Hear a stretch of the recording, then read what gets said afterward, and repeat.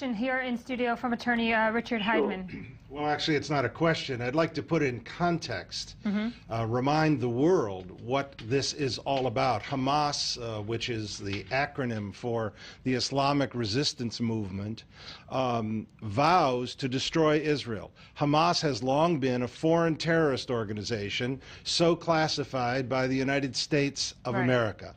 Hamas has the specific purpose of doing everything they can to disrupt and destroy lives in Israel and lives elsewhere.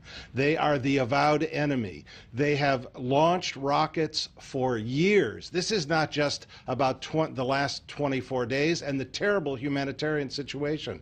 We have to go back and just remember barely 10 years ago in the raging Intifada, Hamas was blowing people up all over Israel, in buses, in pizzerias, everywhere they could. And Hamas was taking responsibility proudly that they were murdering people and murdering Jews and murdering Israelis and murdering those from the infidels, including Americans. So therefore, that terrorist organization has to be stopped. Chris?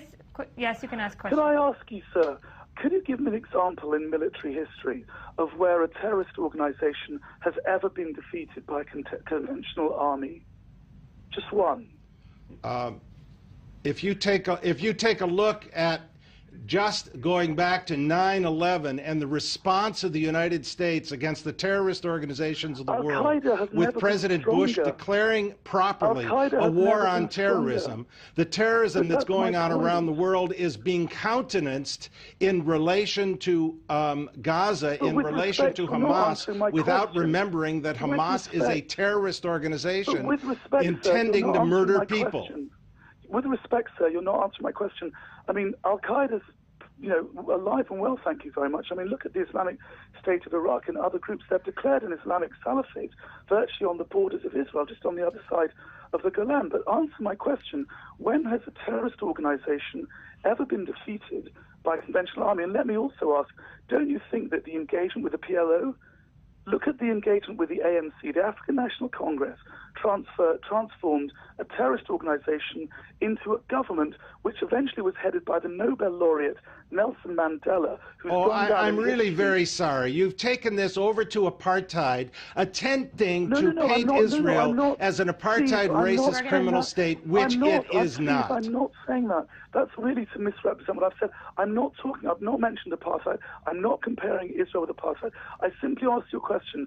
When in military history has a terrorist organization ever been defeated by a conventional army? And then I gave you some counterexamples to show where terrorist organizations have been transformed into responsible governments. Chris, we're going to have to break here we have to break here, unfortunately, this conversation. I thank you for joining us this morning. I apologize for cutting you off.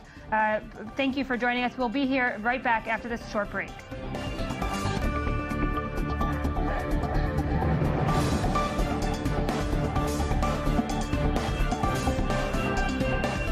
Thank you for staying with us here at i24 News Morning Edition. This is, of course, day 24 of Operation Protective Edge. Still with me in studio is attorney Richard Heideman. Attorney Heideman, thank you for staying with us. And Ari Timan, a comedian, which we're going to get to in just a few minutes. Richard, I do want to start with your work in Washington. You represent many different victims of terror, and in a way that perhaps is interesting here in Israel, because many times we're hearing on the news of many war crimes that are being directed to the Israeli government, universal jurisdiction in the UK for a while, and so forth. We don't really hear the stories vice versa. Well, let's put what's going on today with Hamas in the context, as I mentioned before, in the context of the Second Intifada. Barely 10 years ago, Hamas and other terrorist organizations were determined to penetrate Israel, to blow up buses and cars and people at seders and people in pizzerias and even at the Hebrew University cafeteria. Designed to kill people under the guise of freedom fighting, but classic terrorism, straightforward, unabashed, and making the pronouncements that they were responsible and proud of it. Hamas is a terrorist organization, labeled so by the United States. I can tell you in no uncertain terms, not one rocket would be countenanced by the United States of America. So why the world seems to think it's something Israel should absorb, these rockets, thousands of rockets already launched. One more comment. My wife has on her iPhone red alert. Right. So sitting in Washington, we have been hearing minute after minute, section after section, all of the reports, and looking to see where the rockets are. The world seems to not care about that. The world seems to have no sense about that. The fact of the matter is it's blatant terrorism, and it has to be stopped. Well, this blatant terrorism, of course, it's not maybe that the world doesn't care about it. Everyone takes their perception of what's going on the ground to an emotional part. And what you're trying to do, and correct me if I'm wrong, is take it to the legal aspect, which has been mainly abandoned on Israel's side for a while. If you take it, and if you look at the pro-Palestinian groups that have taken many issue with Israeli officials, and I didn't mention universal jurisdiction for a reason. There's a way for Israeli officials to be banned from the UK at certain points. The issue of universal jurisdiction is without a doubt a challenge. Let's put it in the context of the United Nations. As everybody knows, the United Nations in 2003 adopted a resolution referring to the International Court of Justice the issue of the legal consequences of Israel constructing the terrorism prevention security fence, referred to as the wall and referred to by some as the apartheid wall. That wall is not an apartheid wall. It's not even a border. It is a protective barrier to keep the terrorists out, and it has worked. Nobody complains about the wall between Gaza and Egypt. Nobody complains about the Great Wall of China, which was built for defensive purposes. Right. Only Israel is held to this triple standard of morality, of responsibility, and of necessary restraint. And Israel does and all under a legal umbrella. So the International Court of Justice issued this advisory opinion just 10 years ago, 2 weeks ago. In fact, we did in Washington the July 9th symposium. Ambassador Dermer came and was the keynote speaker and did a brilliant job. And Erwin Kotler came and spoke about humanitarian considerations and other considerations and did a brilliant job. And others came.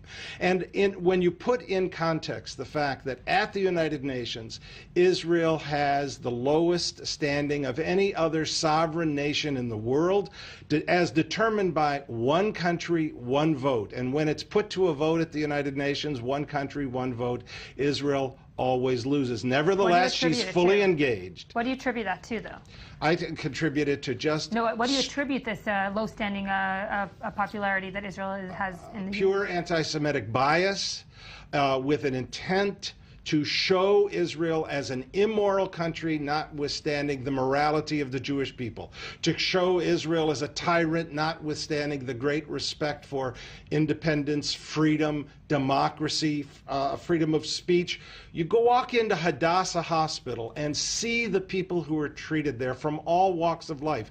The world doesn't see it. The world doesn't seem to care, because when they have the opportunity to paint Israel as the oppressor, everybody piles on. It's not fair. It's not fair to a member state of the United Nations, maligned at the UN Human Rights Council by more than any, by all the countries of the world, with a concentration on Israel more than any other state in the world. And the new U.S. ambassador to the UN Human Rights Council, Keith Harper, has spoken out strongly about the fact that the council must focus on human rights violations around the world. Let's look just north at Syria. We have hundreds of thousands of people killed. We have millions of people displaced. And where's the world outcry? Instead, the world prefers to focus on Israel and blame Israel for everything as if Israel were to blame, and Israel is not to blame for everything. And besides your work and work of other attorneys pushing this issue forward, can Israel do something differently and push maybe the legal, its legal status forward in the world, and push legal arguments forward in the world that maybe it hasn't done as well as pro-Palestinian groups? Well, Israel, in fact, follows the rules of law. Right. In a PR sense, I'm saying. No, well, let's just look at modern history.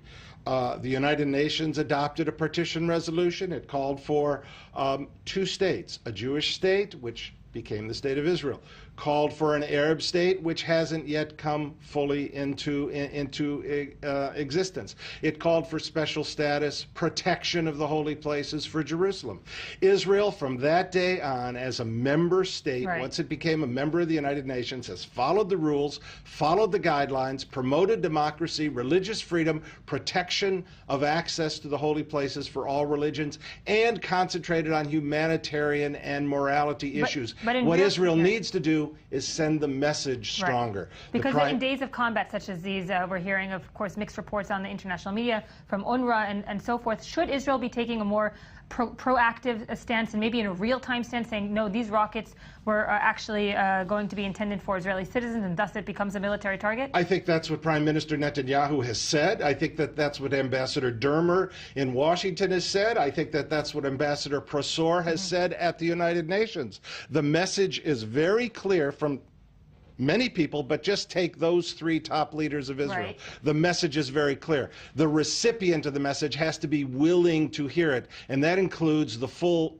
array of the United States government to be really the friend of the greatest ally of the United States here in the Middle East, the greatest democracy in the entire Middle East. The United States has to say to the world, we stand with Israel because Israel is right in standing against terrorism and in standing also for individual rights and respect for liberty and freedom for all. Israel has made it clear, the Prime Minister has made it clear, he very much wants to achieve the true establishment of two states living side by side in peace and security. Whether everybody in his coalition does or not is not the issue here. But the message is very clear. He went to Bar Ilan and he delivered the speech. The speech is clear. President Bush delivered the speech of the two-state solution on June 24, 2002 in his Rose Garden speech. Israel adopted the quartet's plan, adopted the roadmaps, pledged so to the United Nations. Israel went to the negotiation table, was at the negotiation table, and let me finish with this point. Let's remember, it was Abu Mazen, the head of the Palestinian Authority, the only person with whom Israel seems to be able, at the highest level of the Palestinian Authority and the PLO, to have, shall we say, a dialogue. But in the middle of those negotiations, he entered into a new agreement with Hamas, the terrorist organization, and look where we are today. It wasn't such a brilliant move. It was a move that has damaged peace, damaged security, and damaged the future stability, including the economic stability and the welfare of all the people in the region.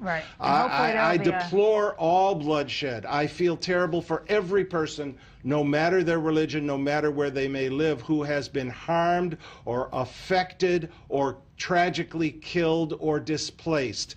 Let's stop the terrorism. When the rockets stop, normalcy can resume. Thank you for that. We're going to get a quick report now, update from our i24 News correspondent, Daniel.